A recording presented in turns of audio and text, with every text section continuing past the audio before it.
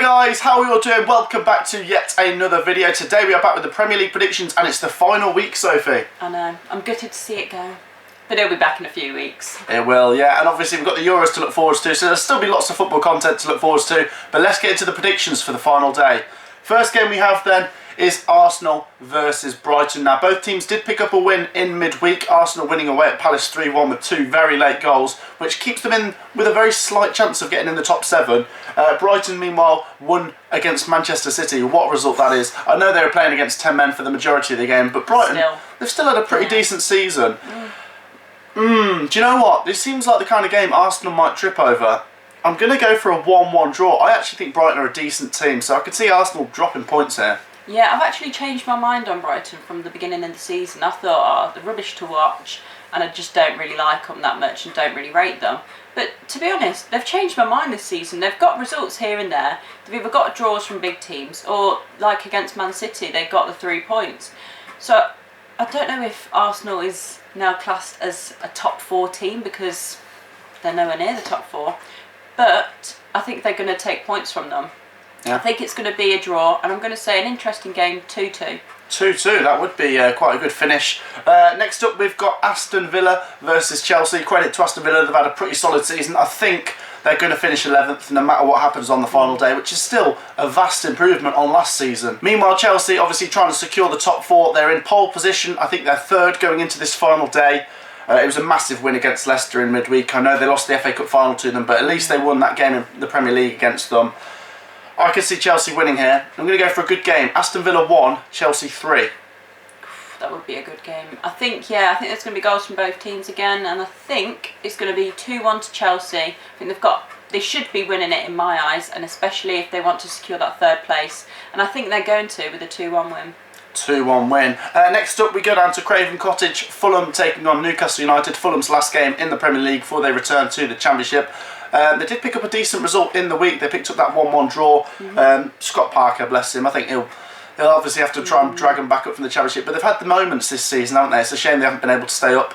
To be honest, Newcastle are ending the season in some pretty good form. So I'm going to go for Fulham 1, Newcastle United 4. Wow. I back a Newcastle win. I don't think it's going to be that many. I can't see where all those goals are going to come from, but we'll see. I think it's going to be 2-0 Newcastle. Yeah, with Fulham, they've played some good football. They've not been a disgrace. They're going back down, but they're probably going to be too good for the Championship again. We'll see next season. But yeah, like you said, Newcastle are finishing in some good form, and I think they're going to finish final day with a 2-0 win. 2-0 win.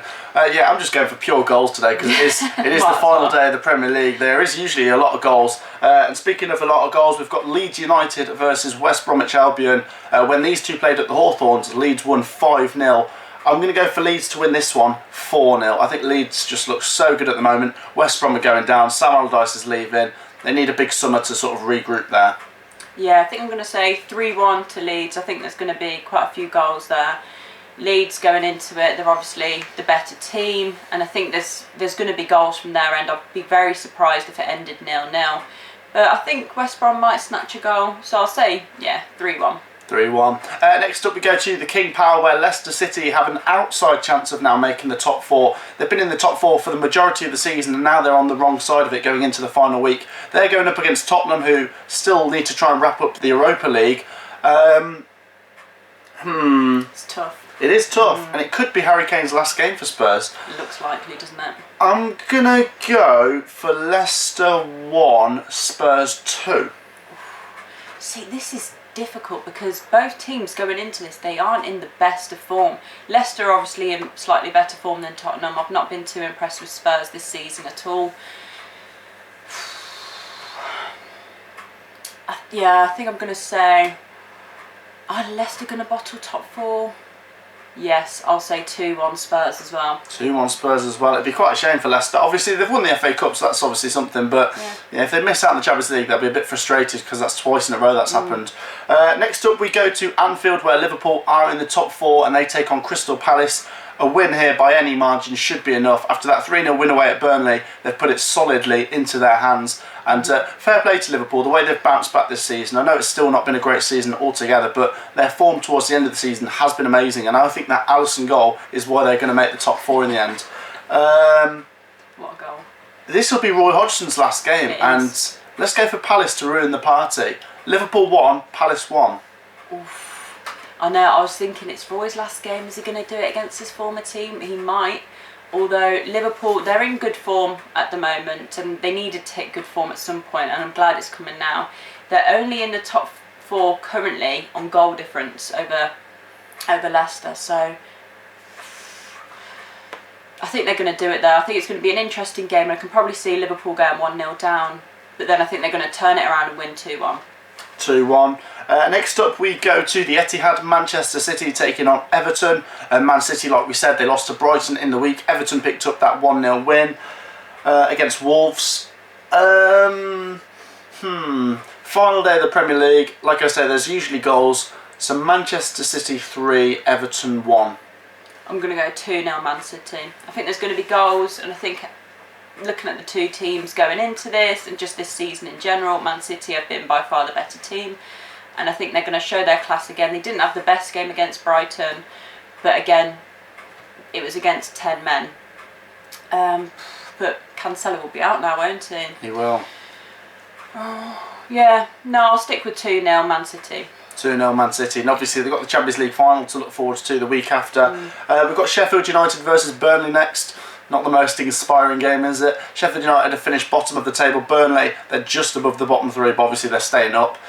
I suppose I could just see Burnley grinding out a win. I think Sheffield United, it's been a bit of a unlucky season in parts, but yeah, they are going down. They need a big summer to regroup, and I could just see Burnley picking up a 1-0 win. See, I think it's going to be more convincing. I think Burnley need to they need to come back after this 3-0 defeat against Liverpool. So I think they're going to do it against Sheffield United. Sheffield United have been very, very poor, shocking season. I think they're going to have a stinker on the last day as well. So I'll say 3-0 Burnley. 3-0 Burnley. Next up we go to West Ham, where they're trying to wrap up a European place. They're taking on Southampton. Not an easy game. West Ham's form lately, a little bit more hit and miss. They've kind of dropped off a little bit, but I still think they'll be able to finish in the top 6 or 7. I'm going to back them to win on the final day here. West Ham 2, Southampton 1. Yeah, I'm going to say 2-1 as well. And I remember it was a couple of months ago where West Ham were in the top 4, and I'd said, oh, they're going to drop out of it, and I was getting some stick from the West Ham fans, and they have dropped out of it, haven't they? Just saying. But yeah, I think they are going to finish top 6, and to be honest, they've had a good season. They can't complain. I think Europa League, if they get the win, it's secured. So I'll say 2-1 West Ham. 2-1 West Ham. And the final game is Wolves versus Manchester United.